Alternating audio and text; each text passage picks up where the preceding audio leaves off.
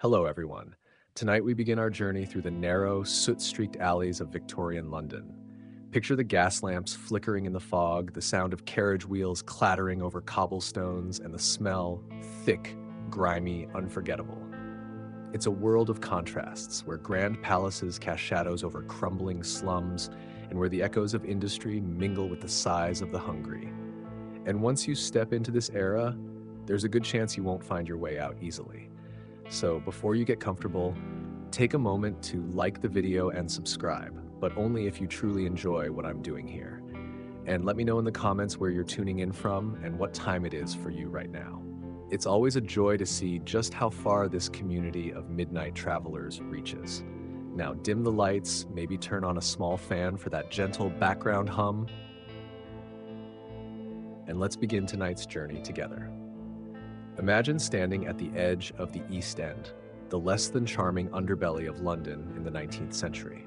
On paper, it's the crown jewel of an empire that spans continents. But walk a few blocks past the iron gates of the elite, and you'll find a different kind of royalty. A kingdom of grime, hunger, and relentless survival.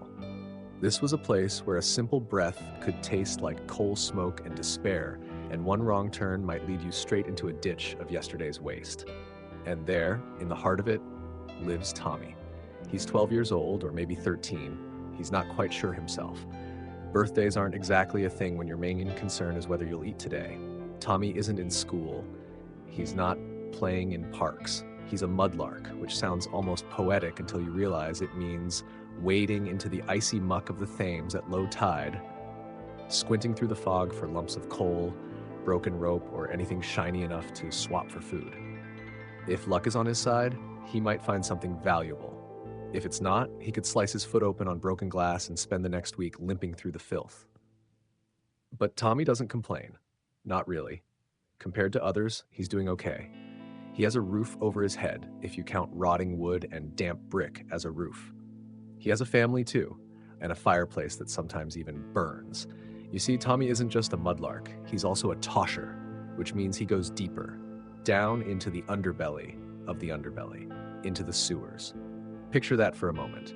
You crouched in the near darkness, surrounded by the sour perfume of every street's leftovers. Human waste, dead rats, the occasional unlucky pet, all swirling in ankle-deep soup. And you're there on purpose, because maybe, just maybe, some pocket watch or lost coin drifted down from the world above. He listens carefully. If he hears water rushing, he runs, or he tries to. Because when the tide turns, the sewers flood without mercy. One wrong step and it's over. Not with a scream, not with drama, just a gurgle and silence. But the danger doesn't stop him, because when you're 12 and your siblings are shivering and your mother hasn't eaten since Tuesday, the risk makes sense. Every coin he finds means a few more hours of heat, maybe a crust of bread with actual crust on it. That's where we begin, with a boy ankle-deep in sludge, holding his breath in the dark, hoping for something shiny. Not because he's greedy, because he's trying to keep his family warm through the kind of night you and I only read about. And this, dear listener, is the good part. Because for the poor of Victorian London, this is what a lucky day looks like. And the days that follow, they only get colder. We'll walk through them together. But for now, rest easy. We've only just begun. It's another morning in the East End of London, and Tommy wakes to the sound of coughing. Not just his mother's thin, rasping breath from the corner of the room, but the room itself seems to wheeze. The walls are damp with the kind of cold that settles deep into the bones, and the ceiling drips with condensation that no one has the energy to mop up. Light barely filters in through a cracked window, more grime than glass. A heavy smell lingers in the air, coal smoke, mildew, and something sour that never quite fades.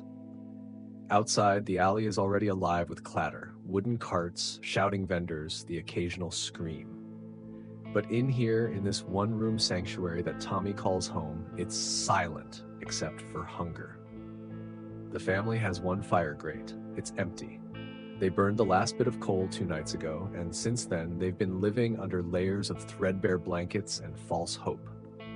Tommy's younger sister huddles beside their mother, her fingers curled in sleep like she's still clutching something. She isn't. Tommy's father isn't there. He left a year ago in search of work and never returned. They assume the worst, but nobody says it out loud. Tommy's day doesn't start with breakfast. There is no breakfast. It begins with putting on the same clothes he wore yesterday and every day before. His shirt is more holes than fabric, and his boots too big and full of cracks let in every ounce of wet. He doesn't complain. Complaining wastes breath, and in this part of town, breath is better saved for running or bargaining or holding when the stench gets too much. Out the door and into the street, Tommy blends into the tide of the working poor. Children no older than him swarm the alleys, barefoot or half-shod, eyes sharp for opportunity. They know which stalls have loose boards and which shops leave scraps in the alley bins. The butchers sometimes throw out bones with just enough gristle for boiling. Today, though, Tommy isn't foraging. He's heading toward the docks, a place of organized chaos where ships from all corners of the empire unload goods that most locals will never afford. The Port of London is deafening. Crates crash onto stone, barrels roll, dock workers shout instructions in accents from across the aisles. Tommy doesn't have a job there. He's too young, too scrawny. But sometimes, if you look busy enough, no one asks questions, and if you're lucky, a docker might drop a penny for help with a load. Today, Tommy offers to carry a coil of rope for a man with a missing tooth and a limp. The man grunts and tosses him a halfpenny. It's not enough, but it's something. It's more than nothing. Further along, the factories belch smoke into the gray sky, each one a furnace of labor. The matchstick girls pass by on their way to Bryant and May. Tommy knows a few of them. One is missing a few teeth now, the result of phosphorus poisoning. Their cheeks are sunken, their eyes rimmed with permanent fatigue. They laugh sometimes, but it's a brittle sound, like glass about to crack. Tommy doesn't go near the factory doors. Instead, he makes his way to a particular sewer grate, the one near the bakery, where runoff sometimes carries lost coins. He waits until the street clears, then prees it open and slides down into the darkness. The shift from cold to damp is immediate. The air is thick, the kind of thick that clings to your lungs and makes your stomach curl. He lights his lantern, a stub of candle in a tin holder, and starts walking, water sloshing softly around his ankles. The sewers are quiet, too quiet. His footsteps echo against the stone, and every drip seems exaggerated. He knows these tunnels well, knows which turns are safe and which ones are death traps. As he walks, he spots something, a button, then a copper pin. He pockets them. Not valuable, but if he finds enough, he can sell them to the rag and bone man. He keeps walking, deeper. That's when he hears it, a distant, rushing sound. His breath stops. The tide, it's turning. Fast. Tommy bolts. He knows he has minutes, maybe less. The water level starts to rise before his eyes, and he splashes through, slipping once, catching himself on a stone outcropping. His heart hammers in his ears. Just as the tunnel floods behind him, he reaches the grate. He scrambles up, clawing at the slippery iron until he hauls himself back into the alleyway, gasping like he's surfaced from another world. He lies there for a moment, soaked, shivering, and oddly triumphant. He didn't find much, but he's alive, and that, in this world, is a win. Back home, his mother hasn't moved. His sister eyes the halfpenny he brought back with wide, hopeful eyes. It's not enough for bread, but maybe for a crust. He hands it over and says nothing. Later that evening, they sit in silence, the room dim with failing light. The neighbor's baby wails through the thin walls. Downstairs, someone shouts and throws a bottle. Tommy's stomach growls. He chews a piece of cloth to stop thinking about it. Outside, the fog rolls in thick. It swallows the gaslights and turns the city into a ghost. Tommy watches it from the cracked window. Somewhere out there, a man named Jack stalks the night. Tommy's too young to understand all the details, but he's old enough to know that the streets aren't safe. Not from the cold, not from hunger, and not from men who move like shadows. But for now, he's home, still breathing. And that, he reminds himself again, is enough, at least for tonight. The next day dawns without fanfare. There are no birdsong choruses in the East End, no gentle sunbeams to warm the bones of its residents. Instead, the light that filters through the greasy fog is gray and mean-spirited, as if the sky itself disapproves of the people beneath it. Tommy wakes with a stiff neck and aching legs, curled against the wall for warmth. His sister is already awake, combing her fingers through the tangles in her hair. She smiles faintly at him. It's a tired smile, older than her years. Outside, London groans to life. Vendors shout half-heartedly from under patched awnings. Chimneys begin to smoke. Somewhere a bell tolls, marking the beginning of another day in the unchanging cycle. Tommy heads out early. There's talk of a merchant looking for a helper near Spitalfields. No promises, but in a world where a promise is worth less than a dry crust, even a rumor is a reason to hope. Spitalfields is rougher than usual. The streets stink worse, if that's possible, and the gutters overflow with the night's offerings. Cabbage leaves, broken glass, something vaguely organic. The merchant, it turns out, doesn't need help after all. Tommy waits anyway, loitering with other boys his age, all eyes sharp, all ribs visible beneath their threadbare coats. They share a few jokes, mostly bitter ones, and kick around a piece of wood, pretending it's a football. It's not joy, it's distraction. Eventually, Tommy moves on. The workhouse looms in the distance, gray stone, iron bars, and the kind of cold that seeps from within. It's always an option, but never a choice made lightly. Everyone knows what goes on inside. Families are torn apart, belongings confiscated, and whatever dignity you had when you walked in is carefully extracted and tossed with yesterday's soup. Still, some go. Hunger can flatten even the strongest pride. He walks past it quickly, toward Whitechapel Road. There, he watches the carriages rattle by, wheels slinging mud onto the coats of men who never glance down.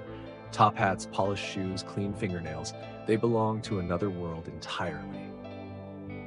For a moment, Tommy tries to imagine what it must be like to eat every day, to sleep under dry sheets, to wear socks. It's not jealousy, it's curiosity, almost academic. Near the corner, he spots a girl sitting alone. Her shawl is too thin for the wind, and she huddles close to the brick wall as if it might share its warmth. Tommy recognizes her, Lottie, a few years older than him. They used to share a spot at the bakery's back wall, scavenging burnt crusts. He hasn't seen her in weeks. She smiles without teeth. "Still breathing?" she asks. "Barely," he replies. They don't say much else. Words are scarce when energy is low. She's thinner than he remembers, with dark hollows under her eyes. Tommy gives her the end of a roll he traded for a copper pin. She eats it slowly, chewing each bite like it matters. And it does. Later, Tommy returns home. His sister is gone, helping the neighbor's wife with laundry in exchange for soup water. His mother still lies quiet, eyes half open, watching the ceiling with a kind of detached patience. She's not getting better. He knows that. But there's nothing to be done. The streets that night are louder than usual. Word spreads, another girl found in an alley, another name added to the list of victims haunting the papers. Jack the Ripper, they whisper. The monster with a knife. Tommy listens, but doesn't lean in. Monsters aren't new here. They've always been around. This one just has a name. Inside a nearby gin palace, men shout and laugh too hard. Women with smudged faces and cracked shoes drift between tables, selling company or just silence. The air reeks of sweat and smoke. Tommy walks past quickly, nose down, trying not to breathe too deeply. But he catches a glimpse through the window. A man slumped over a table, crying into his hands while his ale drips unnoticed onto the floor. He wonders if that man ever had dreams. If he was once a boy like Tommy, hoping for a job, a loaf of bread, a warm fire. Back in the room, his sister returns with a smile and half a turnip. It's nearly a feast. They boil it in old water and call it stew. His mother doesn't eat. She just watches, murmuring something about summer once long ago. That night, as they sleep, fog creeps in like a thief. It thickens the air, mutes the city's already dull sounds, and turns gaslight into pale smudges. Tommy dreams of a place where it's warm, where people don't disappear, where the river smells like water and not rot. In his dream, his boots don't leak, and his sister laughs. But the cold wakes him before morning. Always. The cold. The morning after the fog feels different, though not in any hopeful way. It's the kind of stillness that makes the skin crawl, the city hushed like it's holding its breath. Tommy wakes to a chill so deep it feels personal. His breath hangs visibly in the air, a ghostly reminder that he's still among the living. His sister shivers under the blanket, clutching it as if it might disappear. Their mother hasn't moved, and when Tommy leans close, he's relieved. Her eyes are open, barely, but open, still here. There's no food, not even a crumb. The turnip soup from the night before was watery at best, and whatever strength it gave is already gone. Tommy gets up slowly, every joint stiff from cold and thin bedding. He stretches, rubs his hands together, and tugs on his boots, still damp from yesterday. The sensation is jarring, like plunging his feet into ice. But there's no time to complain. Outside, the fog lingers, but it's thinner now. He walks quickly, hugging the sides of buildings where he can blend in. The city is always watching, but not always kindly. His first stop is the rag and bone man, who scours the alleys for metal scraps, cloth or bones to sell to factories and glue makers. Tommy offers up his meager findings from the sewer. 3 buttons, a broken spoon, and a bit of copper wire. It earns him 2 farthings. Not enough for bread, but maybe a bit of stew broth from the street vendor, if he smiles politely and looks pitiful enough. He tries the docks again, but today's luck is thin. A few workers nod at him in recognition, but none need help. He lingers anyway, watching the crates go by, imagining what might be inside. Tea, spices, silks from distant lands. Things he's only heard about in half-finished conversations and worn-out books. A man brushes past him, muttering something about keeping clear. Tommy steps aside, but not before he catches a glimpse of the man's hands. Raw, cracked, blackened with something oily. Factory work, probably. Dangerous and poorly paid, but better than starving. He keeps walking. Near the match factory, he sees a group of girls heading to work, their faces pale, eyes rimmed with soot. One of them coughs hard, and the others don't even flinch. It's become a sound so common it barely registers anymore. These are the matchstick girls, as they're called. Young and overworked. The white phosphorus used in the factory clings to their skin and eats at their bones. Tommy doesn't stare. He just watches them pass, a silent procession of the forgotten. Near midday, he finds himself by a row of public latrines. Less of a convenience, more of a communal endurance challenge. A long wooden bench with holes carved in, shoulder to shoulder, no privacy, and barely a barrier from the wind. It smells as you'd expect, maybe worse. But a small group has gathered there, whispering. Another body, someone says. Another girl. Whitechapel again. The name Jack drifts through the air like smoke, sour and unsettling. Tommy doesn't join in. He listens, eyes on the ground. The fear is real but distant. For boys like him, death is never far enough to be novel. He walks past a group of constables, stiff in their uniforms, trying their best to look like they have answers. They don't. The newspapers are full of guesses. Some say a foreigner, some say a doctor gone mad. One theory suggests he's a butcher, which Tommy thinks is both logical and terrifying. But the truth is, no one knows. The fog hides everything, especially the truth. Later that afternoon, Tommy returns to the alley behind the bakery. The smell of burnt crusts and yeast is overpowering but comforting.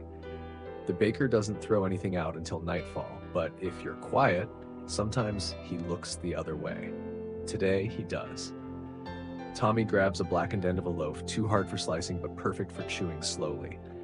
He pockets it, heart pounding like he's stolen a crown jewel. It's not theft, not really, it's survival.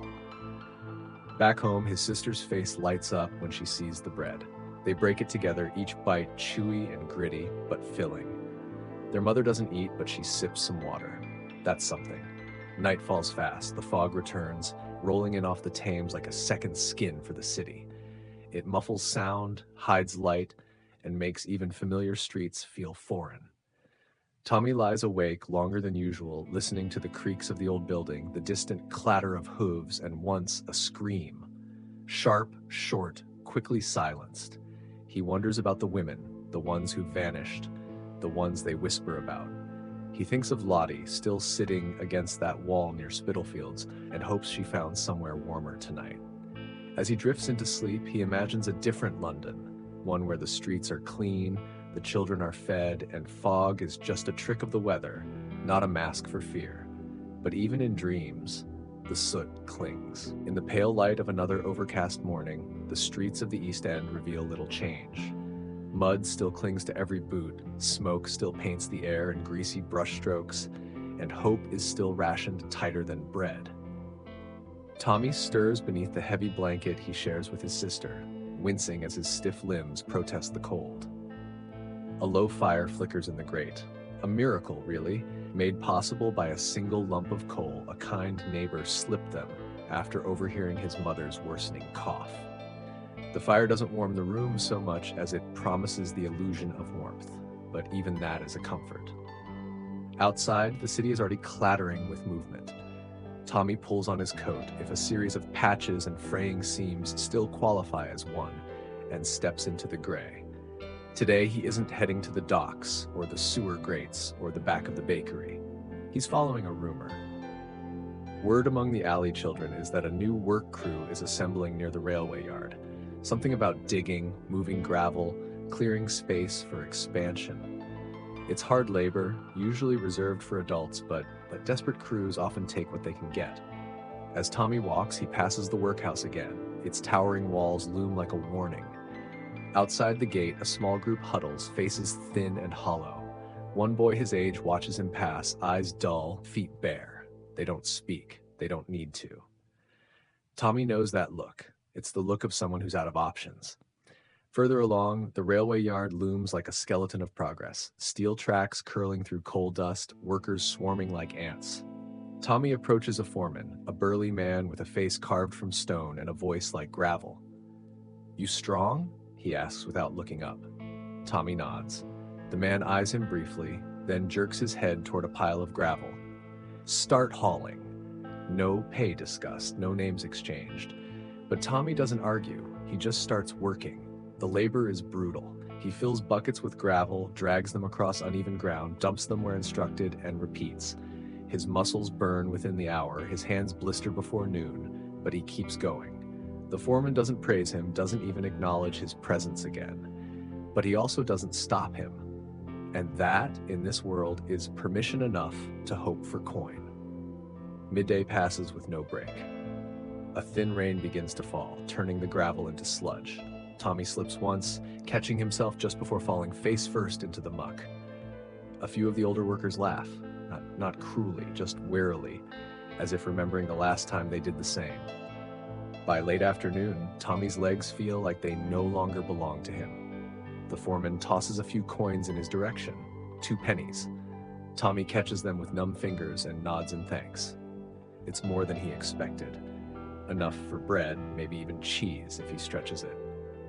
He walks home slower than usual, every step a negotiation between pain and persistence. The city continues its endless performance around him, carriages rattling over stones, chimney smoke swirling into the clouds, the din of life that never pauses. Near a corner, he sees a familiar sight. Lottie, this time sitting with a few other girls. One of them coughs sharply, then spits into the street. Tommy hesitates, then keeps walking. There's nothing to say today. Back in the room, his sister greets him with wide eyes and an empty stomach. He holds out the coins and she beams, already imagining the meal they might buy. He sends her to the vendor on the corner with a careful list. Bread first, then ask about cheese.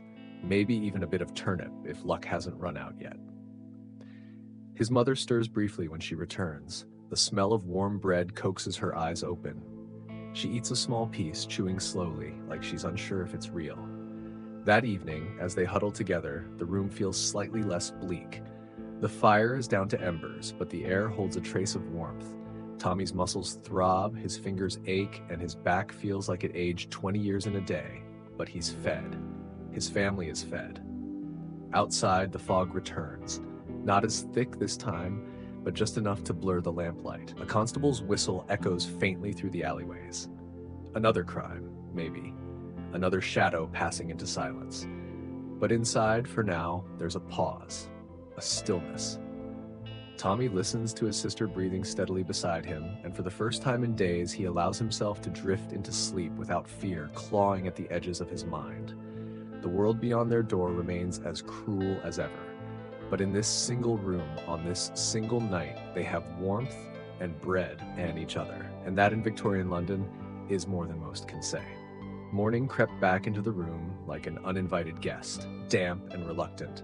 The small fire had long since died out, leaving behind a faint smell of ash and a cold that settled deep in the marrow. Tommy sat up slowly, blinking against the haze of sleep that never quite felt like rest. His muscles still throbbed from the previous day's labor, but that wasn't new. The ache of living in London's East End came in many forms, some dull and constant, some sharp and immediate. Hunger, at least, was quiet this morning. The bread had done its job, but the silence that filled the room wasn't comfort. It was absence. His mother had not stirred. Tommy crept over, careful not to wake his sister, and knelt beside her. Her breathing was faint, shallow, barely there. Her eyes were open but unfocused, fixed on the ceiling as if trying to see something just beyond it. He whispered to her, calling softly, but her only answer was the creak of the floorboards under his knees. There was nothing to be done. People in their alley died quietly all the time. There was no money for doctors, no medicine to speak of, and certainly no clean linens or soft pillows. When the end came, it came in shadows. Neighbors might nod, might say poor soul, might even help with a burial if there was a bit of charity to go around. But mostly, they moved on. Life was too heavy to carry more sorrow than absolutely necessary. Tommy didn't cry.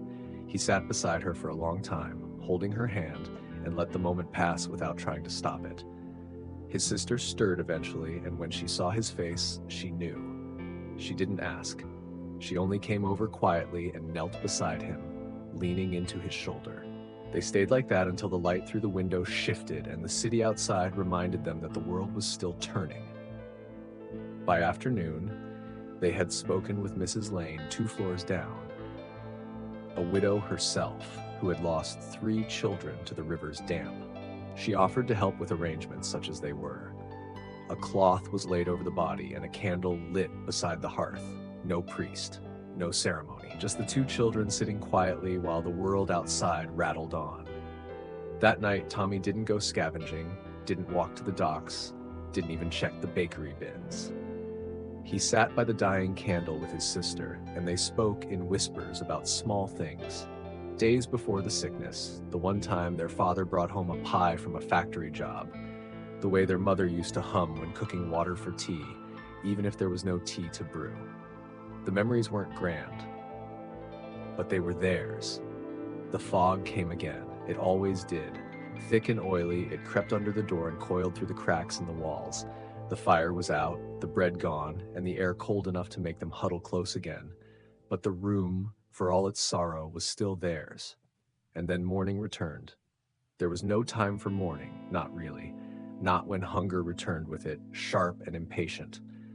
Tommy rose, eyes sunken but steady. He'd heard of another opportunity, near the match factory this time. Word was that a journalist was poking around, asking questions about the girls.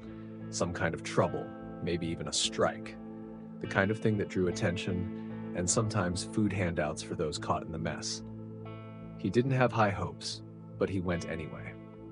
Spitalfields was alive with energy, but not joy. The girls stood in clusters, murmuring with tight mouths and eyes like flint. A woman with a notebook stood among them, taking notes, asking questions, frowning. Tommy hovered at the edge, watching. One of the girls, her face pale and mottled, turned to him and whispered, "We're done being quiet." He didn't answer. He didn't need to. Her voice carried something larger than either of them, a swell that might crash through the factory gates or drown under the weight of indifference. Back near Whitechapel, the streets were restless. The Ripper hadn't struck in days, but the fear remained. Tommy heard whispers. Some said it was a doctor.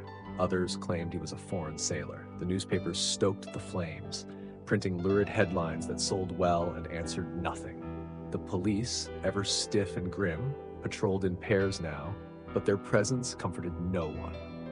In a narrow alley, Tommy passed a small crowd gathered around a soapbox speaker, a man shouting about justice, about reform, about the poor rising up. People listened, not because they believed him, but because it was something to do. Words didn't cost anything, and sometimes they filled the space where food should have been. Tommy moved past. He wasn't in the mood for speeches. His thoughts were heavy, his stomach light. He made his way to the rag and bone man again, this time offering up an old boot he'd found near the docks and a few metal scraps. The man gave him a halfpenny and a grunt. It was something, enough for a bowl of watery stew from a street cart, shared with his sister in the shadow of a boarded-up warehouse. They ate in silence, heads bowed, the city pressing in on all sides. That night, they returned home to the small, silent room. Their mother's body had been taken away. Mrs. Lane had arranged it while they were gone. No ceremony, no farewell. Just another absence in a world built of them. But Tommy lit a candle anyway. He placed it where the hearth used to glow and whispered thanks to the empty room. For all its misery, it had held their family, had protected them as best it could. And though it was smaller now, quieter, it still held something sacred, memory. As they lay down once more, the fog rolled in again, and the night swallowed the city whole.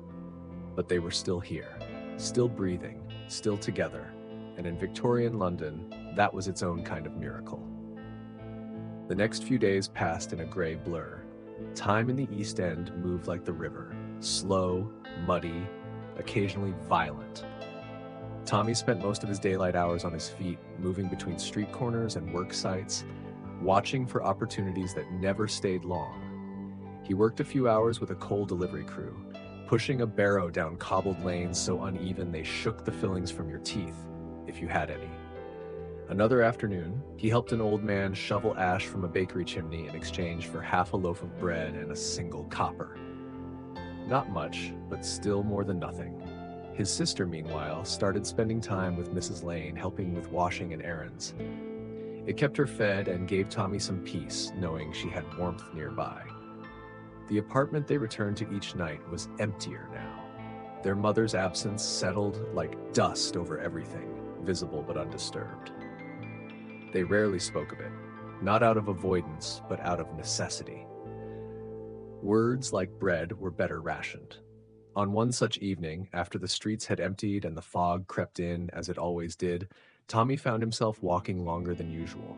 He didn't go home immediately. Something about the air, thick, uncertain, kept him moving.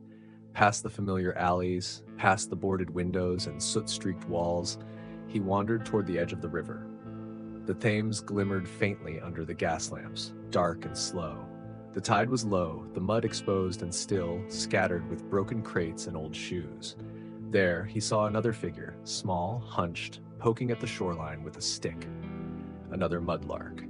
It was a boy, maybe younger than Tommy, caked in silt up to his knees. They nodded to each other, not needing words. The river wasn't a place for introductions, just silent work and the faint hope of something shiny.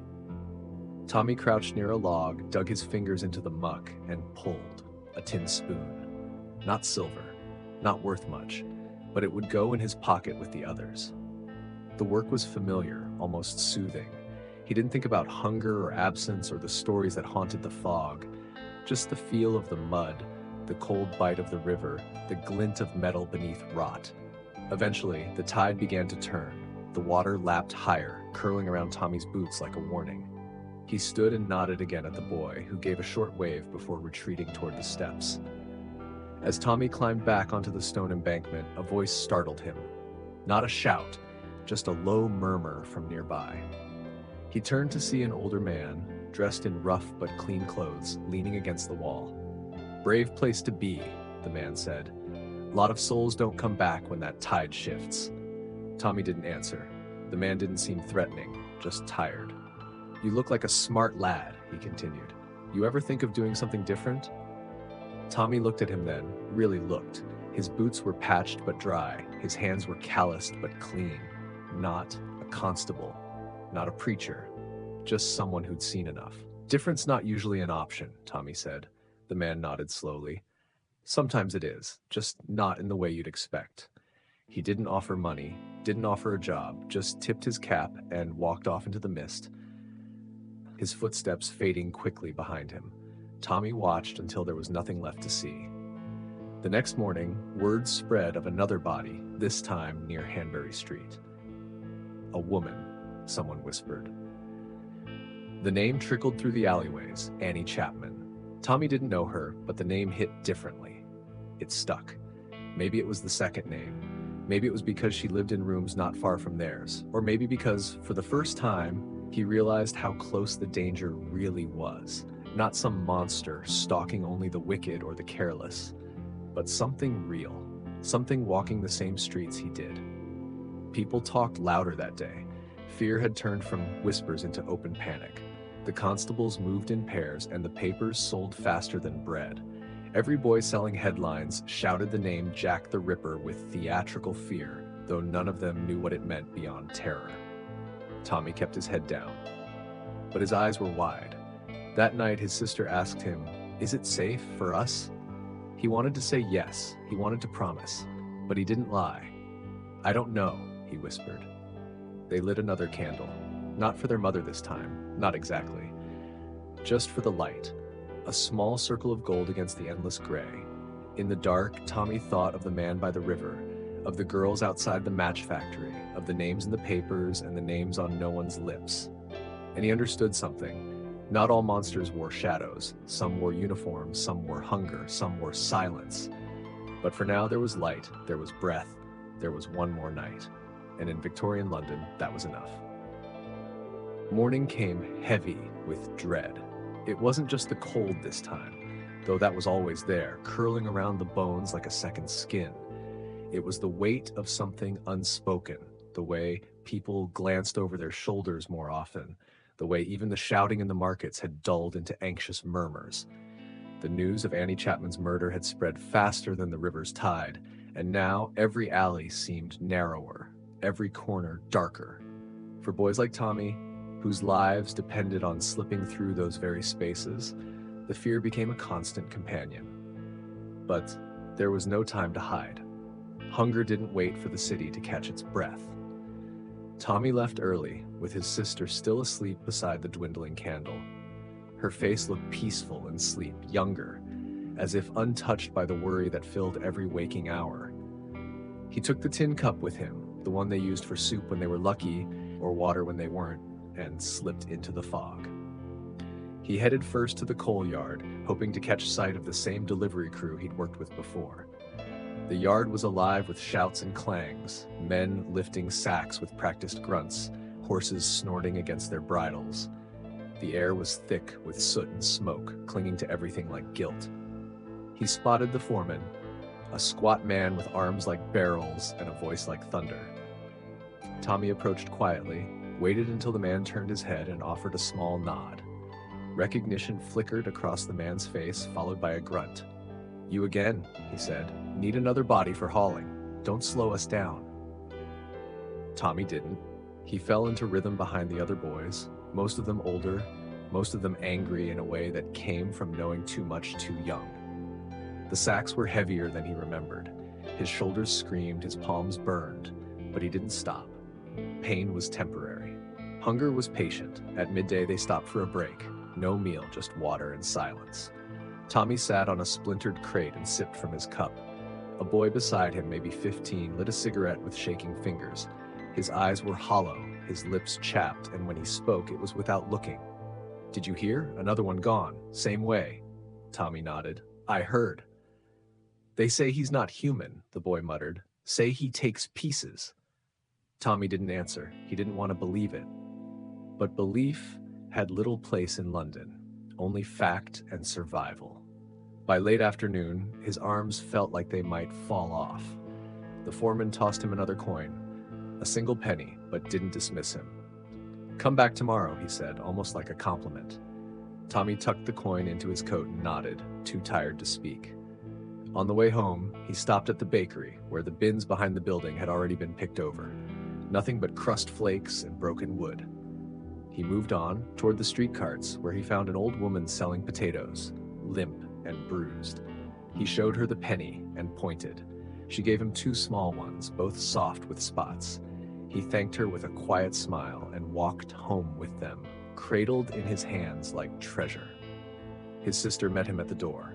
Her face lit up when she saw the potatoes, and they boiled them slowly in the old tin pot. The room filled with the sharp, earthy scent, and for a moment, it almost felt like something good. They ate in silence, savoring each bite, the warmth spreading through their bellies like memory. Later that night, they sat by the window, watching the fog curl around the rooftops like a living thing. The lamplight outside flickered and buzzed, barely cutting through the gray. Somewhere in the distance, a whistle blew, followed by a crash, then silence. The city was always groaning, always restless. "Do you think they'll catch him?" his sister asked. Tommy didn't know. He wanted to say yes. He wanted to believe that someone, somewhere, was paying attention, that the lives of poor women mattered enough to stir action. But he'd seen too much of London's indifference, seen how easily people disappeared without names, without funerals, without even a line in the paper. "I hope so," he said instead. That night, he dreamed of alleyways that twisted into tunnels, of footsteps that echoed louder than they should, of shadows that moved even when he stood still. He woke in a sweat, heart pounding, and stared at the ceiling until dawn crept through the cracks.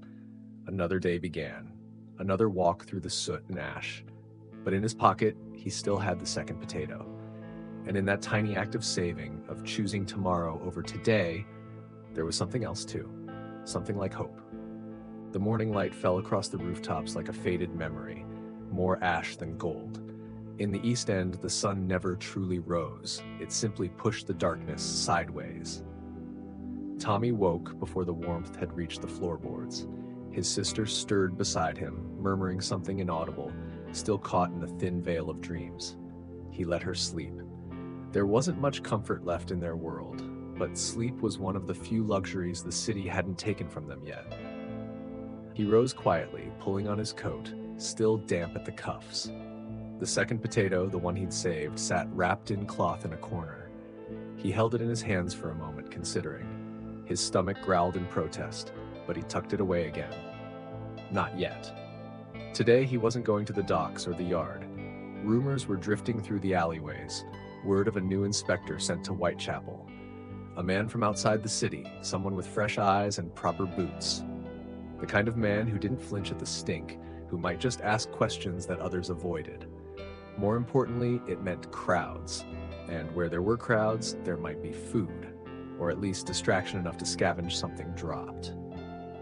Tommy made his way toward Buck's Row, the site where one of the earlier murders had taken place. People still spoke of it in hushed voices, as if the alley itself had been cursed. When he arrived, a small crowd had already formed, mostly workers on break or women from nearby flats. There was no inspector yet, only a pair of constables half-heartedly keeping people back. A woman with a scarf tied tightly around her face stood at the edge of the alley, eyes narrowed as if she could see the past replaying in the grime. Tommy kept to the edge, listening. "They say her throat," one man started, but a glare from a nearby woman cut him off. "No need for that," she snapped. "Let the dead rest." Tommy turned away.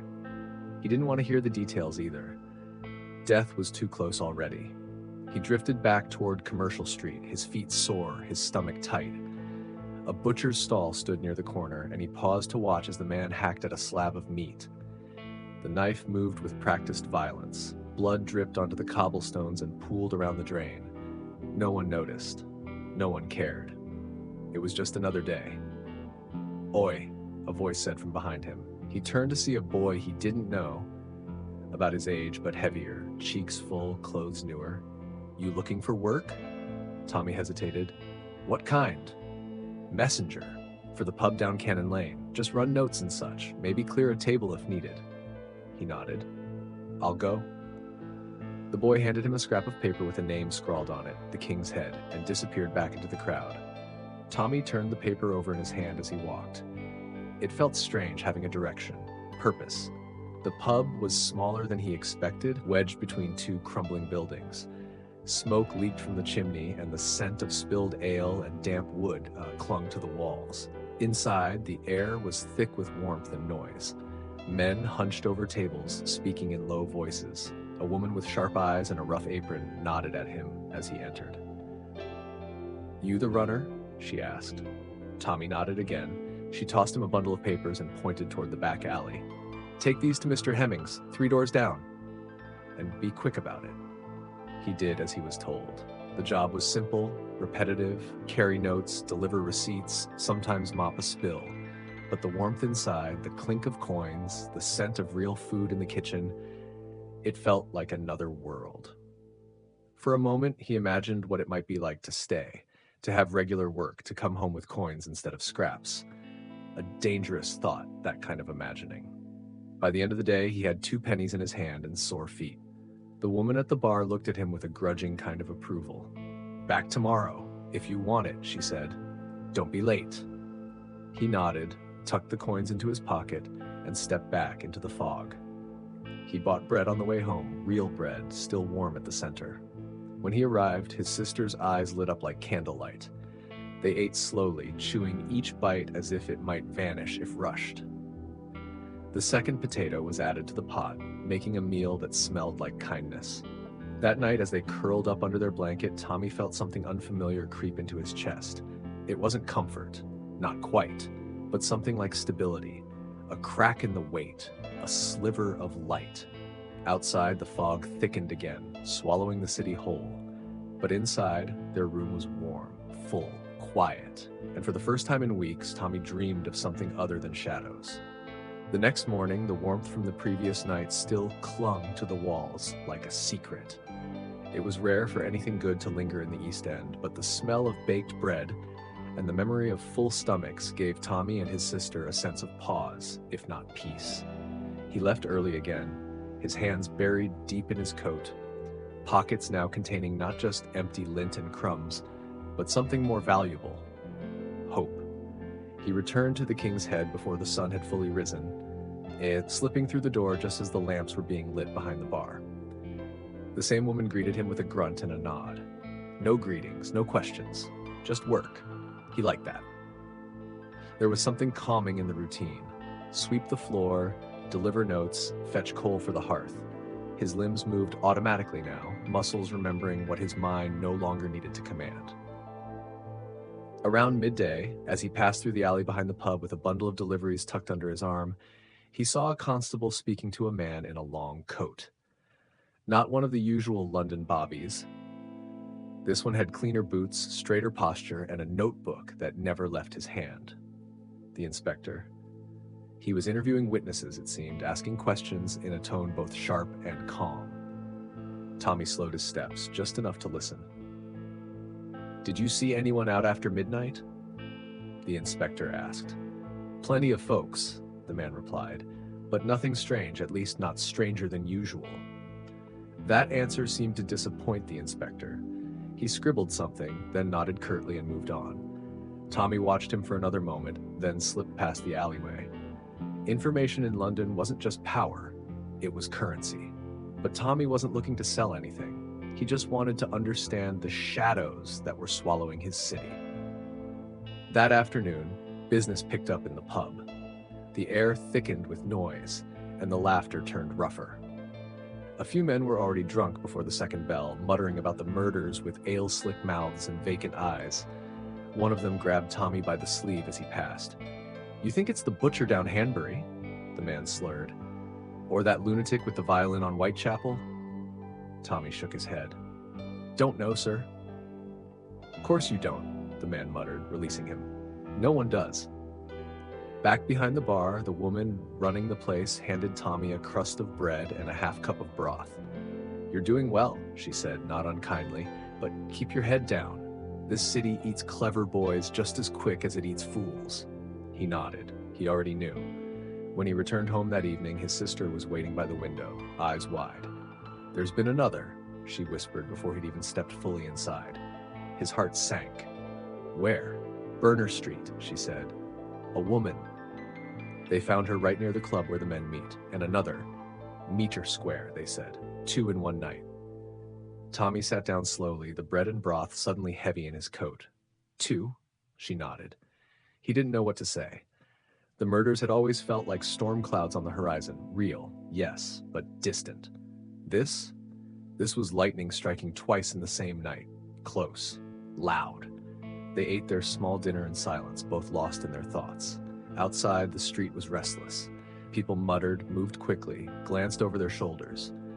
Even the drunkards were more subdued. A new kind of fear was spreading, no longer tinged with curiosity or gossip, but laced with desperation, as if the city had crossed a line it couldn't return from. Later that night, as Tommy tried to sleep, he thought of the inspector, of his clean coat, his quiet eyes. What did a man like that see in a place like this? Did he believe in justice, in truth? Or was he just another pair of boots passing through the mud? Tommy wasn't sure, but as he lay there, listening to the city breathe and groan beneath the weight of its secrets, he made a promise to himself. Not out loud, not even in words, just a quiet vow, somewhere in the cold hollow of his chest. He would survive this. No matter what else the city took, no matter how many more names were whispered in fear, he would not let the shadows claim him. And in the East End, on a night like that, such a promise meant everything. Tommy awoke the next morning to a silence so complete it rang in his ears. London was never truly quiet, not in the East End, not anywhere, but this was something else. A kind of hush that made the city feel like it was bracing itself, as if the very buildings were holding their breath. He sat up slowly, blinking at the pale light filtering through the grime-streaked window. His sister was already dressed, pulling her hair into a loose braid with fingers that moved quickly. Instinctively, she turned to him, her expression guarded. "They posted the names," she said. Tommy didn't need to ask which names. The newspapers had plastered the latest murders across every surface. He'd seen the headlines on the walk home the night before. Words like savage butchery and terror in Whitechapel screamed from torn pages stuck to alley walls. But now there were names. Real women. Not just shadows. Elizabeth Stride, she said quietly, and Catherine Eddowes. He nodded, committing them to memory. Names deserved that much. After a sparse breakfast, a crust of bread and the last of the stew water, they parted ways. His sister had been asked to help at a nearby laundry, and Tommy was expected back at the King's Head. The walk there was different this morning. People moved more quickly. Men avoided eye contact. Women stuck close to one another. There was tension in the air, a sense of being watched, of being hunted. At the pub, the mood had shifted too. Fewer jokes, more whispers. A man in a waistcoat sat hunched at the bar, reading a folded newspaper with shaking hands. Another refused to let his back face the door. The woman behind the bar gave Tommy a nod and handed him a new list of deliveries. "And mind yourself," she added. "Everyone's nerves are on edge." He kept his head down and worked efficiently. Down Cannon Lane, across to Miller's Court, the streets seemed narrower, the shadows longer. At one point, a group of boys burst from an alley laughing, and every head on the block turned sharply. Even laughter now sounded suspicious. By midday, Tommy stopped near Mitre Square, not close enough to draw attention, but enough to see where the crowd had gathered the night before. The square itself had been cleaned, scrubbed down by constables and city workers, but the stain remained, not on the cobblestones, but in the eyes of the people passing by. Everyone remembered. A voice startled him. "You're Tommy, right?" He turned to see Lottie. She looked thinner, cheeks hollow, eyes ringed with fatigue. "Yeah," he said. "I saw you at the pub yesterday. Working?" He nodded. "Messenger, mostly." She gave a small, tired smile. "Good. Glad you're not stuck in the sewers anymore." They stood in silence for a moment, watching the square. A constable strolled past, his eyes scanning faces. Lottie pulled her shawl tighter around her. "They're scared," she said. "So are we," Tommy replied. She looked at him, her face unreadable. "We always were. They're just noticing now." That stuck with him long after she walked away. Later that evening, back at home, his sister returned with red hands and a tired smile. "I got paid," she said, holding up 2 farthings, "and they let me keep a bit of soap." Tommy grinned despite the day. "We're practically rich." They laughed, the sound brittle but real, and shared what little food they had. It wasn't much, bread soaked in hot water, flavored with a bit of salt, but they made it a meal. That night, they lit a candle again. It had become a ritual now, not for mourning, not for safety, but for memory, a way to push back against the dark. Tommy sat by the window after she'd fallen asleep, watching the fog roll in. The streets below looked like a dream, soft, shapeless, full of hidden things. Somewhere out there, the Ripper walked. Somewhere out there, another name might be waiting to join the list. But inside for now, there was light. There was quiet. There was one more night. And in the East End, that meant survival. The fog was so thick the next morning that it looked like the city had been swallowed whole. Chimneys vanished into it, rooftops dissolved at the edges, and the usual clatter of hoofbeats and shouting hawkers became muffled, distant, like voices underwater. Tommy stepped out into the gray with his scarf pulled high and his shoulders tight, as if bracing against a storm. London wasn't just cold today, it was cloaked in something heavier than weather. The kind of day where even the bricks seemed to mourn. The King's Head was already open when he arrived, its windows aglow with orange warmth like a lantern in a mine shaft. Inside, the same faces sat hunched over mugs of tea or gin, depending on the hour and the level of despair. The woman behind the bar gave Tommy his instructions with fewer words than usual. Today, the quiet wasn't just on the streets, it had seeped indoors as well. He moved through his rounds like clockwork, but his mind kept drifting. Every alley he passed, every corner he turned, looked like the kind of place where something awful might wait. It wasn't paranoia anymore. It was preparedness. The Ripper didn't strike every night, but his presence was constant. The city buzzed with it, a kind of static that never quite left the air. Outside a tenement block near Dorset Street, Tommy paused to deliver a note. As he waited for the door to open, he heard crying. A low, dry sob, the kind of sound that didn't ask for comfort because it didn't expect any. He glanced sideways and saw a girl no older than his sister, curled on the steps in a thin shawl, her feet bare. She wasn't weeping from pain. It was deeper than that. The kind of crying that came when the world stopped pretending it would get better. He didn't say anything. He had nothing to give. Just nodded and moved on. Back at the pub, the woman tossed him a crust and a bit of cheese. He tucked them away for later.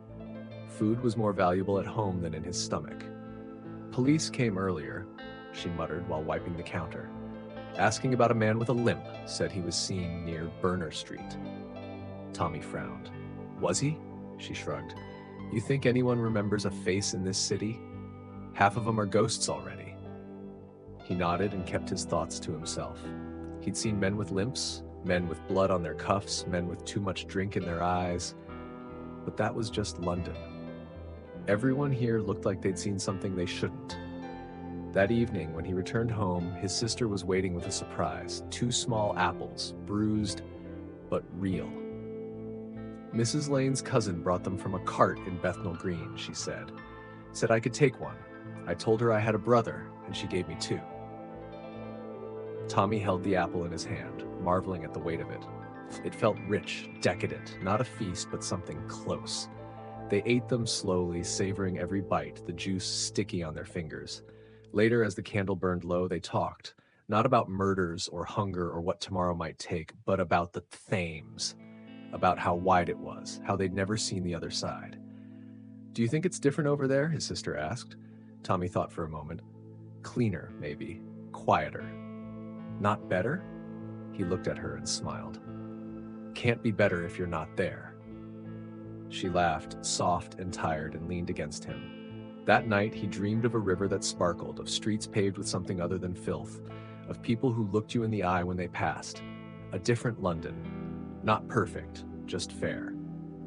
But when he woke, the fog was still there. The air still tasted like smoke. And the city, as always, had work to do. Fog again. By now, it felt like an old blanket London refused to wash, heavy, sour, and draped over every chimney, lamppost, and window pane in the East End. It was the sort of day where even sound moved slower, where shouts and footsteps didn't echo but got swallowed instead. Tommy moved through it like a shadow among others, his coat clinging to him like a second skin. Pockets nearly empty, but not quite. He still had the coin from the pub, and that alone made him feel like a king among paupers. He hadn't been called to the King's Head that morning. Some sort of issue, something about a broken pipe or an inspection. So, with the whole day stretched ahead of him like a cold, empty bowl, he did what every East End child did when there was no clear path. He walked. Not in search of anything specific, just movement, just to keep the blood from freezing in his veins. Sometimes wandering itself was a form of work. He passed Dorset Street, quieter now, as if the bricks remembered too much. Some houses were boarded up. Others seemed to lean in on themselves. The people who still lived there moved like ghosts. Women wrapped in shawls shuffled out of doorways, watched the streets like prey. One man sat on the stoop of a building once called the Ringers, staring at his hands as if they'd betrayed him. Tommy didn't stop. Not there. Instead, he walked further toward Spitalfields. The market buzzed with nervous energy. Traders shouted half-heartedly, holding up apples with wormholes. Bread gone stiff at the edges, fish that no longer smelled entirely like the sea. Still, it was something. And if you were quick and didn't mind a few elbows, sometimes a stallholder would toss you the bruised stuff they couldn't sell. Tommy caught a turnip that rolled off a crate and offered it back to the vendor. The man waved him off. Wasn't going to sell that one anyway. He pocketed the vegetable like gold. A meal, maybe two. But the market wasn't what it used to be. Not since the killings. Everyone was looking over their shoulders, jumping at dogs barking or carts clattering too loud. A woman dropped her bag and shrieked when someone brushed past her.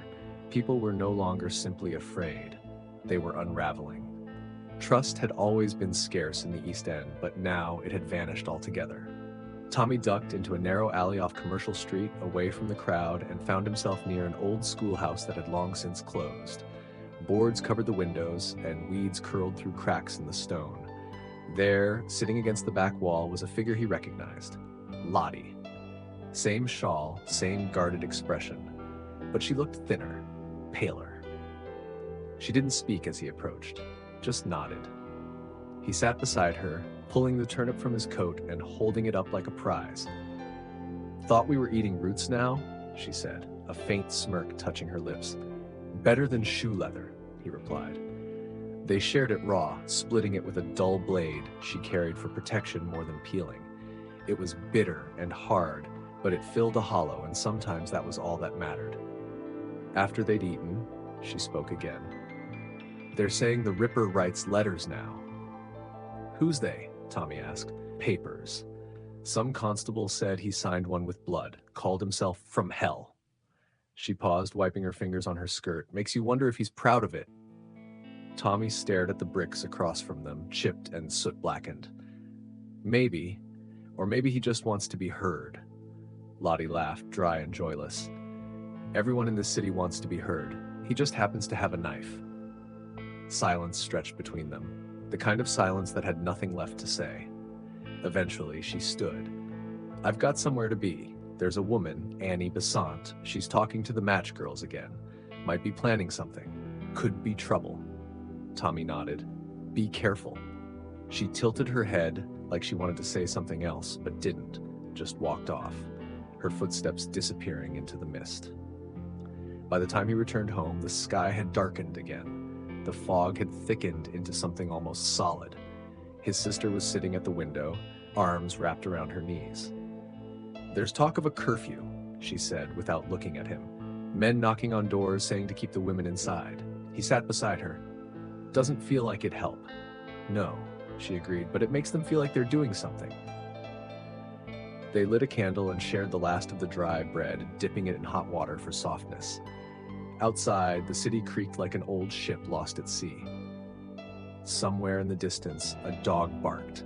A cart rumbled past, but no voices, no laughter.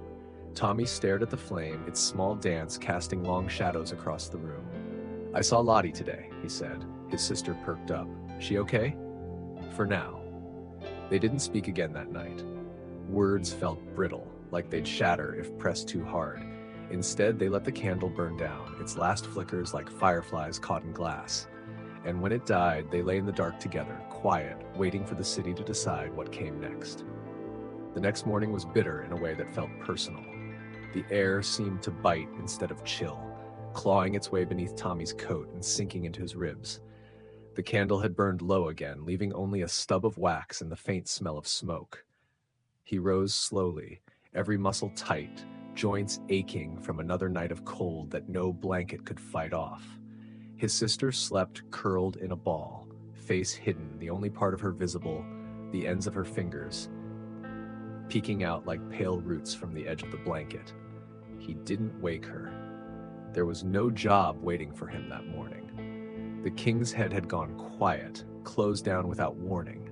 Some said it was a plumbing issue. Others whispered it was a police matter, something to do with a man who'd been asking too many questions about the girls. Whatever the truth, Tommy found himself out on the street again, pockets empty, stomach already curling in on itself. He wandered. It had become a kind of default now, motion as survival. He passed rows of shuttered shops, their windows fogged and smeared with old flyers. Even the beggars looked fewer these days. Fear had driven many indoors. Or worse, near Spitalfields Market, the stalls were reduced to a sad few. One man sold eels that looked like rope. Another held up a pie and swore it contained no rats. Only respectable meat, he shouted to no one. Tommy wasn't listening. His mind wandered elsewhere. To Lottie, to the inspector he'd glimpsed again briefly yesterday, to the names piling up in the papers. The Ripper hadn't struck again in a few days, and people didn't know whether to feel relief or dread. The quiet before another storm. By midday, he found himself near the printing house where newsboys shouted headlines. A cluster of people stood nearby, reading the latest edition nailed to the wall. Tommy pushed through, eyes scanning the page. Another letter. This one longer, rambling, full of spelling errors, but signed again, from hell. Someone beside him scoffed. Probably a hoax. Journalists make half of it up themselves. Doesn't matter, another voice said. He's still out there. Real enough for the women who end up in the morgue. Tommy backed away. He didn't want to read the rest. He didn't want to see the diagrams, the speculations, the tally of fear. He walked west, toward streets he didn't know well. Past Aldgate, where the buildings grew taller, cleaner. The smell changed too. Still smoke, still sewage, but less of it. Here, men wore coats that buttoned all the way, and women had gloves. They looked at him like he was something spilled on their shoes. He ignored them. It wasn't their city, not really. It just passed under their boots. He turned down a side street and saw a small group gathered near a warehouse. At first, he thought it was a fight, but then he heard singing. Girls, young, pale and hoarse, but singing all the same. Match girls. In the center stood a woman in a blue coat, tall, stern-eyed, with papers in her hand, Annie Besant. Tommy didn't need an introduction. Her name had passed through alley whispers for months. The one who told the girls they deserved better. The one who stood up to the factory owners. He edged closer, listened. She wasn't shouting. She was calm, measured. Talking about lungs blackened before 16, about girls made old before 20, about strikes, about change. Her voice didn't tremble, and for a moment the girls stopped fidgeting. They listened, believed. Tommy didn't know if change was possible. He barely believed in breakfast, but he stood there anyway, hands in pockets, heart heavy, watching something like hope. After the speech, the crowd broke apart slowly. Some girls followed Annie Besant, others scattered. One paused beside Tommy. Lottie. "You came," she said, surprised. "I didn't know I was going to." She smiled. Maybe that's how it starts. They walked together in silence for a while. She didn't ask where he was headed, and he didn't ask her either. In London, directions were flexible. You went where the day allowed. Eventually, they split again. She turned toward Hanbury Street. He turned toward home. Back in the small room, his sister had lit the candle again. She looked up when he entered, face lit by flickering gold. "Any luck?" she asked. He pulled the crust from his coat and tossed it on the table. Enough. They shared it without complaint. That night, the fog came back thicker than it had in weeks. It pressed against the window like a living thing. Somewhere in the distance, a bell rang. Then silence. Tommy lay awake longer than usual, thinking of Annie Besant, of singing match girls, of words that dared to say what no one else would. And though the candle eventually died, and the dark returned as it always did, he closed his eyes with something strange in his chest. Not hope, not yet, but maybe the shape of it. Tommy woke to the sound of church bells. Not the toll of death, nor the shriek of alarms, but something softer, rounder, morning bells. Their chime drifted through the fog like a melody from a better life. For a few moments it fooled him. He lay there with his eyes closed, imagining he was somewhere else. Somewhere with warm porridge and clean sheets. with a door that locked and walls that didn't whisper cold through the night. But reality returned with a draft through the broken window and the sharp scent of last night's wax. The stub of the candle had melted into a puddle of hardened sorrow. His sister stirred beside him, rubbing her eyes with the back of her hand. "Do you think they'll strike?" she asked without preamble. It took him a moment to follow. "The match girls?" She nodded. He shrugged. If anyone would, it'd be them. The day outside was pale, but at least the fog had lifted slightly. The streets had regained their grim clarity. Cracks in stone, rot in wood, soot like makeup on every surface. Tommy had no plans, but his feet knew the pattern. Movement was its own kind of hope. He walked toward the market first, not expecting food, but habit pulling him there. The vendors were restless. Fewer stalls. More rumors. One man sold water from a barrel, swearing it had lemon in it.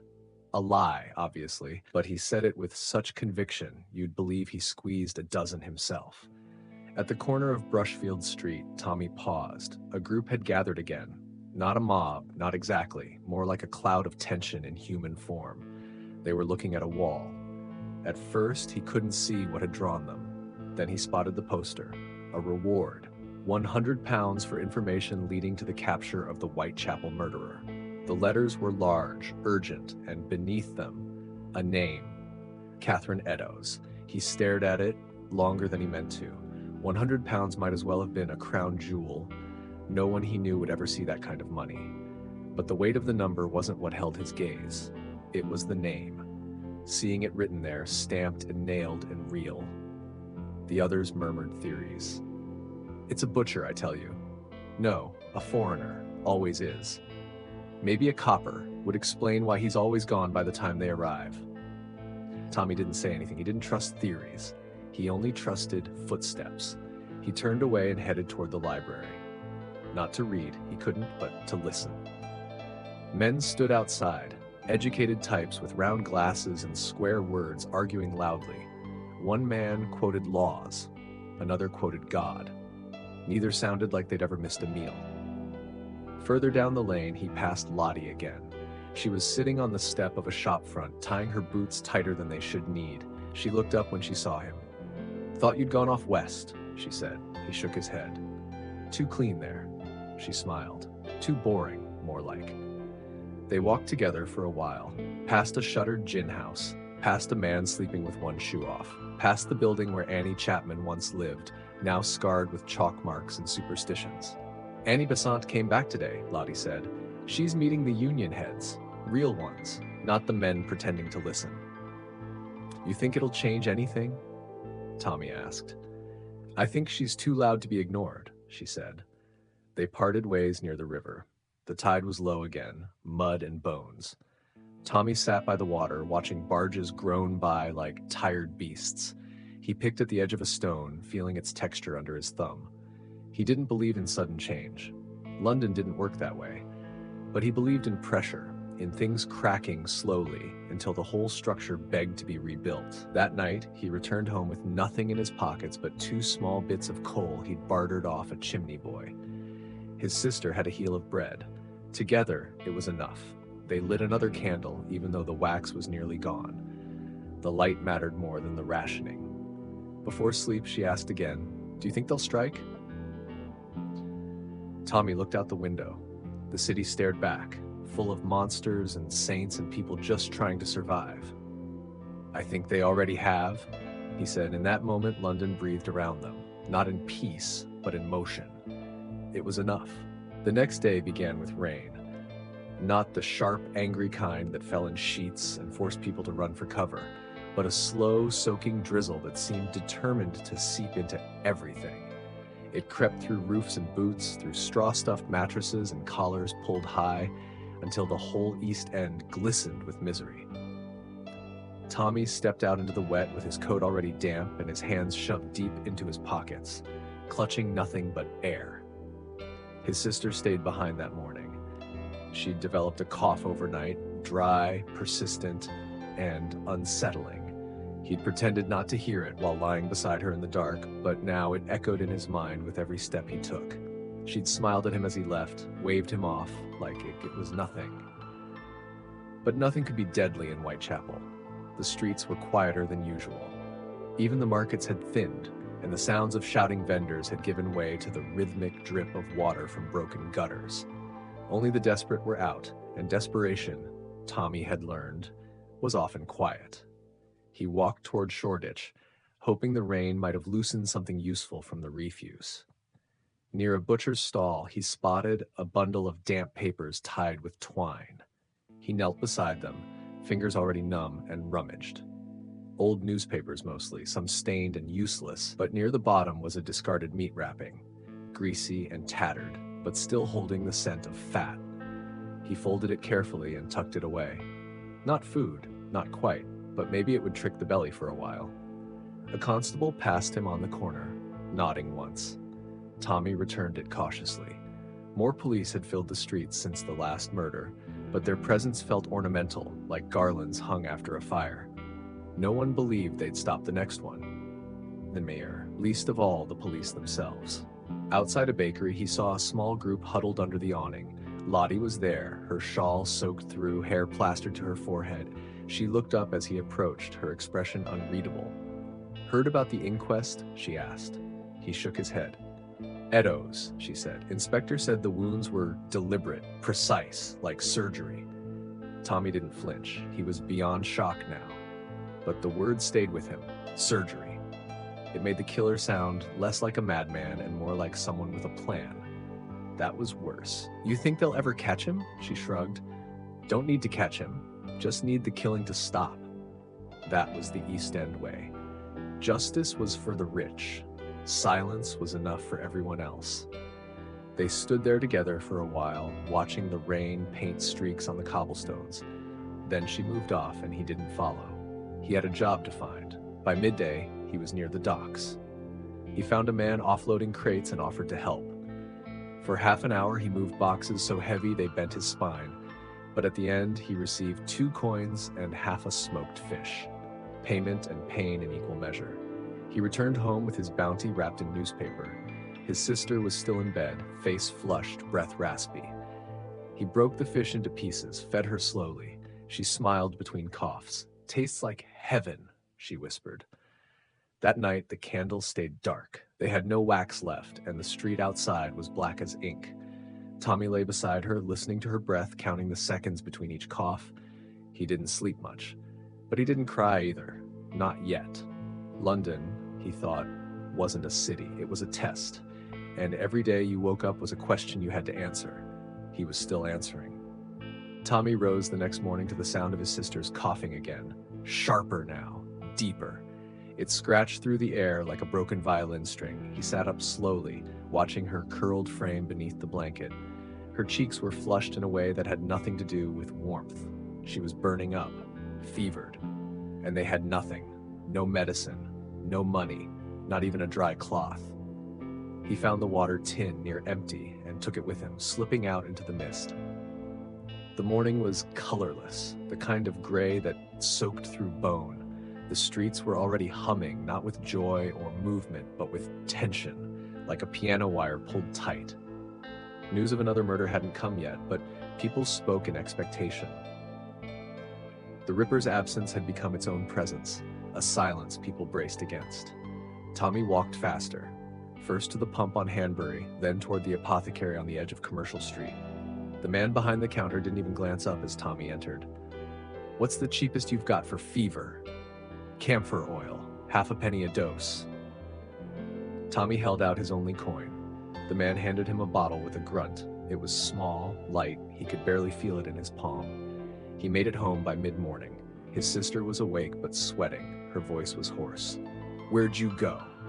"Nowhere important," he said. He gave her a few drops of the oil on a cloth and helped her breathe it in. The scent stung his nose, sharp, medicinal, like something real. The rest of the day blurred. He stayed close. Boiled water, rewrapped the blanket, reheated the bit of fish they had left. She drifted in and out of sleep, whispering things that made no sense. At one point she called him father, at another she asked for their mother. Tommy just held her hand. Outside, the world didn't pause. Feet still marched, voices still rose. London never waited for the weak. By evening, the fever hadn't broken. She shivered constantly, even under the covers. He knew he had to go out again. They needed broth, something warm, something more than air and prayers. He ran to the alley near Brick Lane where the food carts dumped scraps. A woman with a basket was just leaving. He reached in after she'd gone and found a crust soaked in drippings. Greasy, salvageable. He tucked it into his coat. Further down, near a mission house, he found a boy giving out bread heels to those who'd line up quietly. Tommy stood there for half an hour, watching others before him shuffle forward. When it was his turn, he received one thick piece, dense and stale, but whole. By the time he returned, his sister was worse. Her eyes fluttered. Her skin was damp. He tore the bread and soaked it in warm water, fed her slowly. Between each bite, he gave her more camphor. She didn't resist, didn't speak. That night, he didn't sleep. He sat by the window, watching fog drift between the chimneys like pale fingers. Somewhere in the distance, a bell rang, one, then two, and then screaming, far off, faint, but unmistakable. He didn't move, didn't even flinch. Instead, he turned back to his sister and checked her forehead again. Still burning, but breathing. That was enough. For now. Morning came like a thief, silent, unwelcome, and carrying with it the burden of everything left undone the night before. Tommy hadn't slept, not properly. His body had slumped against the wall near the window, one arm draped over his knee, eyes flickering open with every creak of the floorboards or cough from his sister. She was still alive. That was the only thing he needed to know. Still breathing, still there. The fever hadn't broken, but she was quieter now. Her body had stopped thrashing under the blanket, her breath more even, though still shallow. He wrung the cloth out again and dabbed her face, listening to the city beyond the windows stir to life, or whatever version of life it dared to claim. Outside, London groaned. The fog had lifted slightly, revealing a city rubbed raw. The air carried whispers, more blood, more names. Another girl, they said, near Miller's Court this time. No one needed to say it out loud anymore, just the name of the street was enough. Tommy stood at the window, heart like a stone in his chest. He hadn't known her. Probably wouldn't have recognized her name even if someone shouted it through the alley. But it didn't matter. Each one felt closer. Not because of geography, but because of inevitability. As if the Ripper were following a map written in desperation and their room was slowly getting circled. He went out mid-morning, moving like someone too tired to be afraid. He passed the corner where newsboys had already pinned up headlines. The words leapt from the paper like curses. Horror in Miller's Court. The most savage murder yet. Tommy didn't read further. He didn't need to. The city filled in the details for you. At the edge of the market, he saw Lottie again. Her hair was pulled back tight, eyes red-rimmed but defiant. She was handing out leaflets, something about factory conditions, about unity and pay. He took one without looking and pocketed it. "You heard?" she asked. He nodded. "They said it was bad." He gave a thin, humorless smile. "Aren't they all?" She didn't argue, just looked at him for a long moment. "You look tired. My sister's sick. Worse?" He nodded again. "I'll come by," she said. "After this, I've got something she can drink. Might help." "Thank you." They didn't say more. Words felt clumsy in days like this. By the time he made it back, his sister was asleep again. Still fevered, but the kind of sleep that didn't twitch. He sat beside her, folded the leaflet into a neat square, and set it beside the candle stub they hadn't dared light. An hour later, Lottie arrived with a jar wrapped in cloth. "It's barley water. My aunt swears by it." He thanked her, let her sit, and watched as she spoke softly to his sister. Even in sickness, his sister smiled at her. That meant something. After a while, Lottie stood. "They're planning a strike. The match girls, Basant's helping." Tommy looked up. "You in it?" "I have to be." He understood, even if it meant more danger, more hunger. "Will you come too?" she asked. He looked at the room, at his sister, the cracked window, the tin basin, the candle stub. "Not yet," he said. She nodded. "Soon, though. Maybe." That night he fed his sister the barley water in spoonfuls. Her eyes fluttered open once and she whispered, "Better." It was a lie, but it was a good one. He let her sleep, and outside London kept counting names. The next day passed without a murder. And that was news in itself. Not joy, not relief, just news, like rain stopping or bread appearing on a shelf. People still glanced over their shoulders, still crossed the street at shadows. But the air, just for a day, wasn't vibrating with new fear. It was the same old fear, the kind they could live with. Tommy took it as a sign, not of peace, but of permission. His sister's fever had steadied, hovering like a candle that might go out, but hadn't yet. The barley water had helped. So had Lottie's presence. She'd returned again that morning with more, this time a scrap of meat and a bit of dried thyme. They made a stew out of it, thin and quiet, and it filled the room with a smell that almost resembled comfort. Tommy didn't speak much while they ate. He watched his sister chew slowly, her expression more alert than it had been in days. There was color in her face now, not much, but enough to hope. "I dreamt I was swimming," she said softly when the bowl was empty. "In the Thames?" he teased. "No," she smiled faintly. "In the sea, the real sea, with clean water and no bodies floating past." He chuckled under his breath. "That's a proper dream." Later, she slept again and he turned toward the window. The world outside hadn't changed. Smoke still clawed the sky, but something in him felt lighter, like a knot loosened. He couldn't stay inside. Not today. He walked to the docks first. The Thames looked like ink, thick and sluggish under a slate sky. Boats moved slowly, groaning under their own weight. Men shouted from the decks, their voices rasped from cold air and constant cursing. A man in a heavy coat offered Tommy work hauling crates for an hour. The boxes smelled of old fish and damp straw, but Tommy didn't mind. His fingers stung, his back ached, but his legs kept moving. When it was done, the man handed him 3 coins, scuffed and worn, but heavier than they looked. He didn't spend them. Not yet. Not even on bread. By the time he reached the strike meeting near Mile End, his boots were soaked through. Lottie spotted him before he said anything. "You came," she said, handing him a dry cloth for his face. "Had to see it." Dozens of girls were there, some older than him, many younger, all standing straighter than they had a right to. Brah. Annie Besant wasn't speaking today. Someone else was. A girl with fire in her voice and cuts on her hands. She talked about lungs full of poison and fingers burned by phosphorus, about rent that rose and meals that vanished, about how they'd asked, begged, waited. And now they were done waiting. The crowd murmured. Some cheered. One woman near the front cried, not loudly, just enough to be real. Tommy didn't cheer, but he listened. And in that listening, he found something like belonging, not purpose, not yet, but the scent of it. After the meeting, Lottie pulled him aside. "They'll strike soon," she said. "Could be dangerous." He looked at the crowd dispersing around them, faces set like iron. "It's always dangerous," he replied. She smiled. "You sound like someone who's already chosen." He didn't answer, not directly, but he walked her back toward Whitechapel, hands in his pockets, thoughts running ahead of his feet. Along the way, they passed a wall freshly painted with the word "Justice" in bold black ink. Below it, someone had written, "For whom?" Lottie stopped and stared. "That's the question, isn't it?" He nodded. "Maybe it's time we answered it." That night, his sister ate a full portion of stew. Smiled, even laughed once when he told her about a dog that had barked at its own reflection in a puddle. "Tomorrow," she whispered. "Let's open the window tomorrow, just for air." He nodded. "Tomorrow." She fell asleep with her hand in his. Outside, London slept with one eye open, but it slept, and in their little room for once, so did Tommy.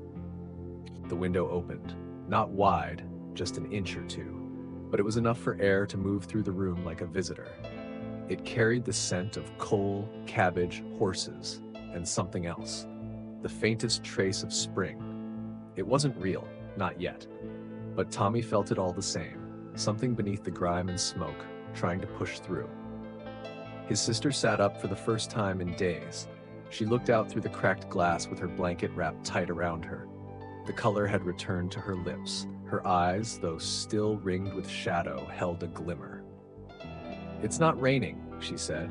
"Not yet," Tommy replied. They shared a heel of bread and the last of the barley water. Outside, carts clattered past. A woman yelled at a butcher. A dog barked without pause. London's usual chorus. By mid-morning, he was back on the streets, the coins from yesterday still warm in his palm. He walked with purpose, though he wasn't sure where he was going. The market was louder today, something close to busy. A man in a red vest called out about fresh apples. A woman sold ribbons and buttons no one needed. Tommy stopped at a bread stall. The baker recognized him, nodded once. He handed over 2 coins and received a full loaf, dense, with a crust that crackled. He almost ran home with it. His sister's eyes lit up. She tore into it slowly, savoring every bite. Between mouthfuls, she said, "Lottie came by while you were out. She said to meet her." "Where?" "She said you'd know." Tommy did. The corner near the old shoe factory, the one with the broken clock above the door. He found her there, coat patched, scarf tight around her throat. "They're striking tomorrow," she said without greeting. "Proper strike? All of us, marching, shouting, holding signs, real ones. We're printing them tonight." He raised an eyebrow. "You think it'll change anything?" "I think not doing it won't." She handed him a flyer. It was hand-lettered, smudged from the ink. It read, "Match girls demand fair wages and safe work." He read it twice, then folded it and tucked it into his coat. "You'll be there?" she asked. "I will." "Bring your sister if she can walk." "She'll want to." They parted with no more words. Some decisions didn't need repeating.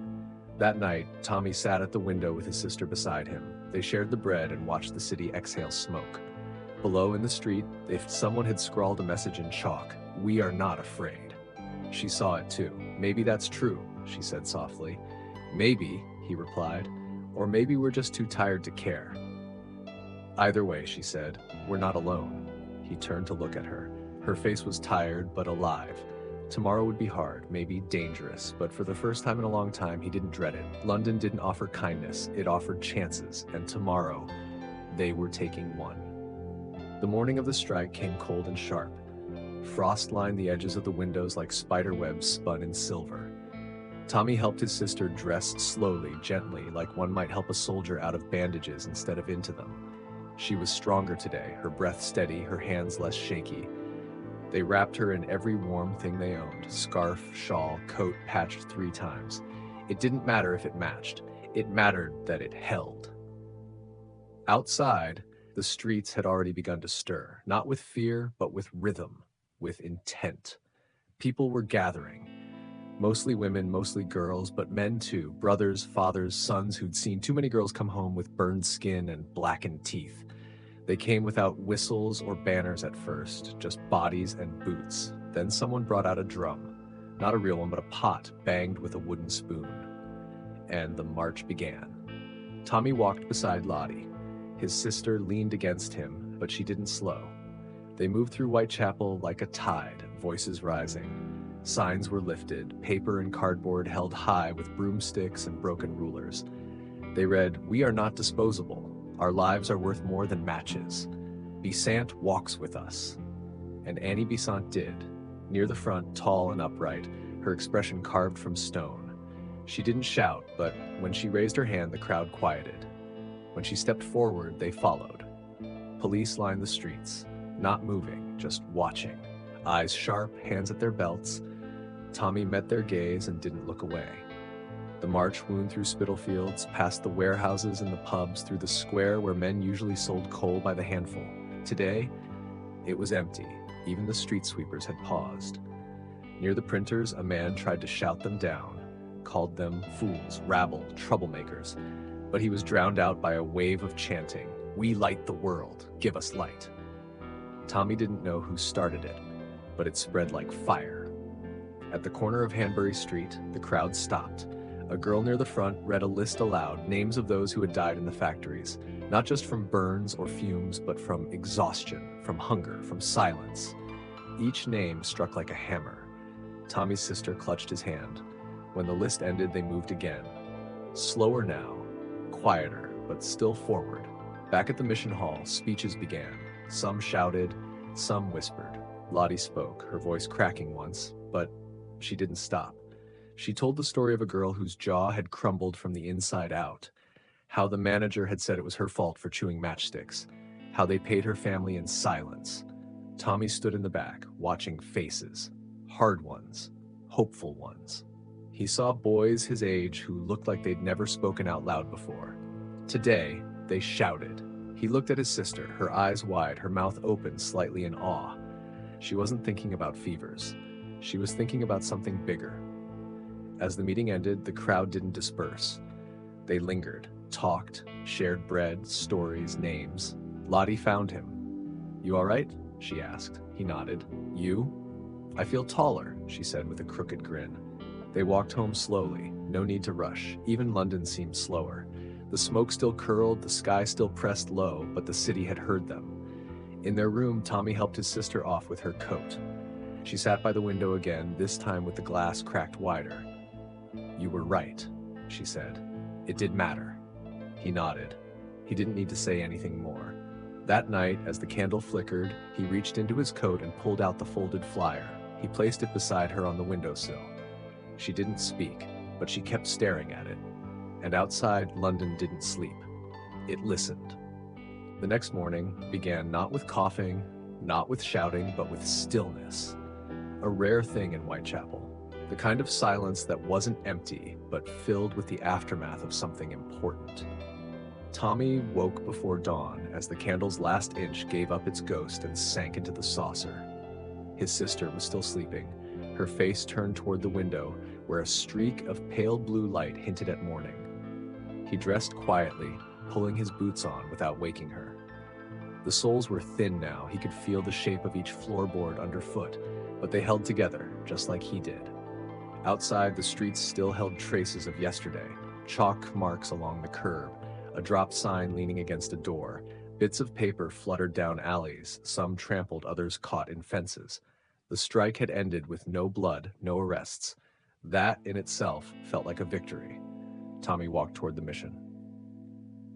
He'd heard whispers that someone there was looking to hire boys for sorting donations. Blankets, old coats, books, nothing glamorous, nothing permanent. But it was work. And work was what the body needed when the soul didn't know what to do. At the mission's rear, he found a woman organizing crates. She was taller than him, stern but not cruel. She looked him up and down and handed him a knife. "Cut the twine, stack the boxes. If you break anything, I'll know." He got to work. Hours passed with the scrape of crates and the rustle of straw. He sorted jars of jam, mostly empty, tins of tea, threadbare scarves. For his trouble, he was given a wool hat and a heel of rye bread. "Come back tomorrow," the woman said. "If you want." He would. He said nothing, but he would. Back home, his sister was up. She'd cleaned the room, swept the dust into a tidy pile by the hearth. The window was still open a crack. She looked stronger, but her voice remained soft. "You found work?" He nodded and handed her the bread. She tore it in half without asking and gave him the larger piece. They ate in silence. Later, Lottie stopped by. Her hair was damp from rain, coat streaked with soot. But she was smiling. "We made the papers," she said, waving a folded sheet. Tommy took it carefully. He couldn't read much, but the bold headline shouted, "Match Girls Rise."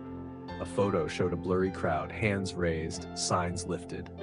Lottie pointed to a figure barely visible in the corner. "That's me," she said.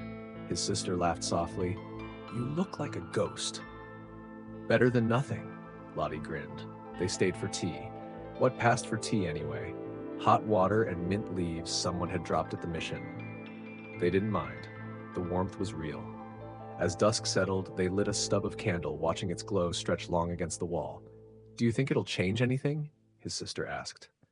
"I think it already has," Tommy said. Lottie nodded.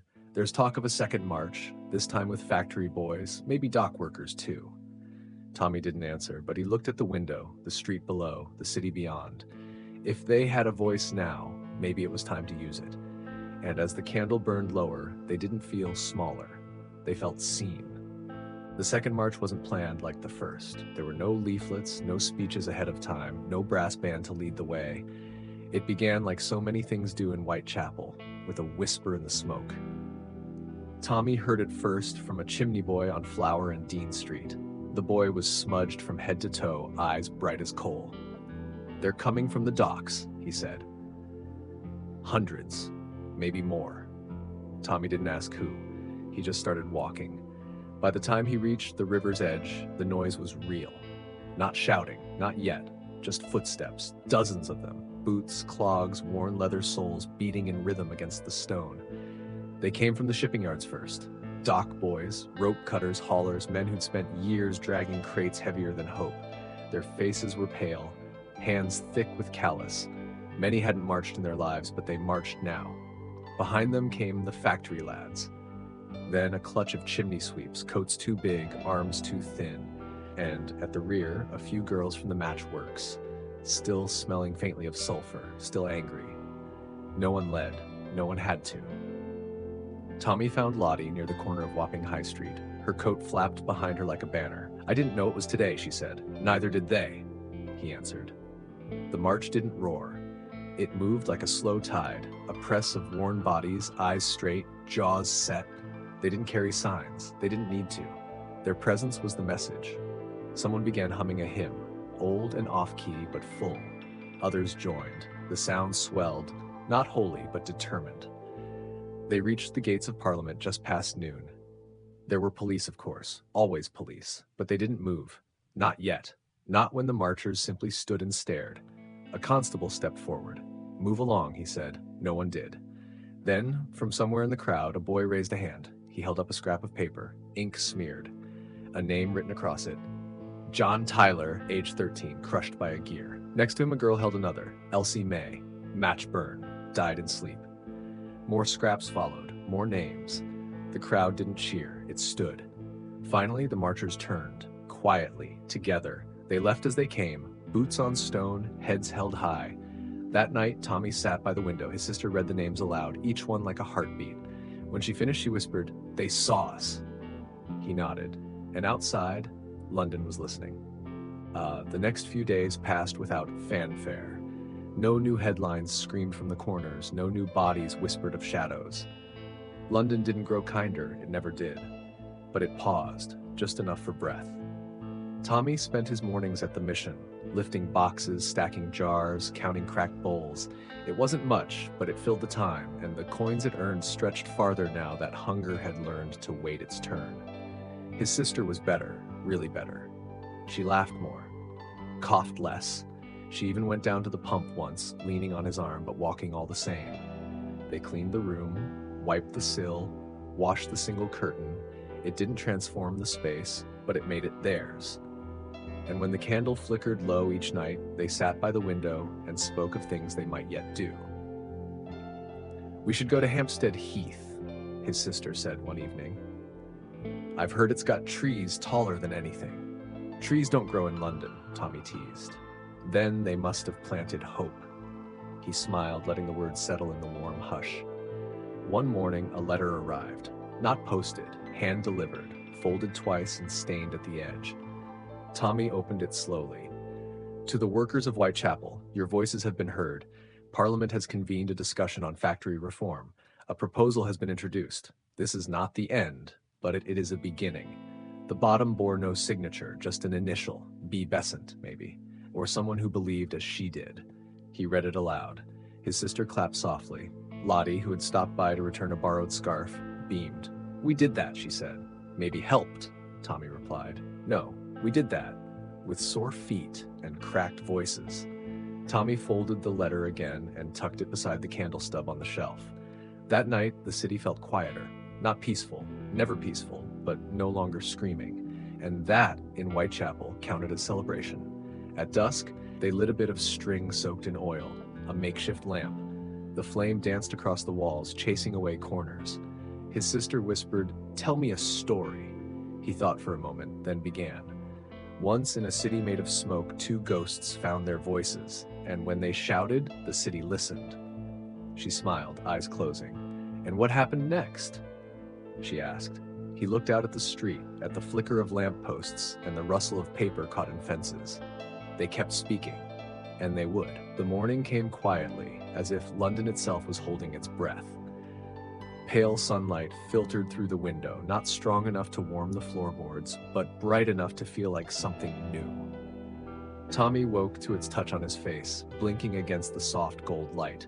His sister was already up. She stood by the window, braids swinging gently down her back, one hand resting on the cracked glass. "There's no smoke today," she said. He joined her, rubbing sleep from his eyes. She was right. The usual haze that hovered over the city like a second sky had lifted. Just a little. Just enough. You think it means anything? He asked. I think it means we get today. They shared a breakfast of boiled oats and black tea, the last of the barley tucked away in a corner. Outside, the street bustled, not frantic, not afraid, but alive. Footsteps passed their door, voices carried. Somewhere, someone was whistling. Tommy stepped out just after noon. Not for bread or work this time, just to be part of it. He walked down Brick Lane, boots finding rhythm on cobblestones. Vendors called out, children ran laughing past, and for the first time in a long time, no one looked over their shoulder.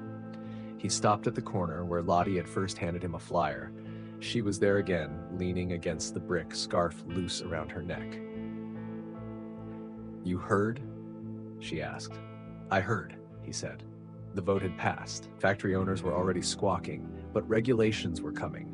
Inspections, age limits, fines, small steps maybe, but real ones. They're already planning the next thing, she said. Textile girls this time, maybe even coal lads. Tommy nodded. They'll need voices. They'll have them. They walked side by side through the market, not speaking much, just watching the city go on. The butcher gave them a nod. The baker tossed them the end of a loaf, still warm. Back home, his sister had lit the candle. The room smelled of soap and something sweet, an apple left to stew. She sat with her legs tucked under her, a book in her lap, one hand resting on the red ribbon Lottie had given. Tommy sat beside her. They didn't say much. They didn't have to. Later, as dusk crept in, they opened the window wide. The sky was streaked with pink and lavender. Below, lamplighters moved from post to post, sparking stars into being. Tell me again, she said. Once, Tommy began, in a city made of smoke, two ghosts found their voices. And when they shouted, the city listened. And after that, they kept shouting, he said, until no one called them ghosts anymore. Outside, London listened, and inside, the light held. And now, dear friends, as the candle burns low and the streets of Victorian London grow quiet once more, I'd like to hear from you. What part of Tommy and his sister's journey spoke to you most? Was it the silence that carried strength, the voices that rose from the shadows, or the quiet victories that bloomed in soot-stained corners? Your thoughts bring stories to life, so please take a moment to leave a comment below. Share your favorite moment, or even what you imagine happens next for our characters. I read every word, and your voices mean more than you know. If this story moved you, if you felt the coal-dusted wind of Whitechapel, or saw the flicker of lamplight on worn boots, consider subscribing to the channel.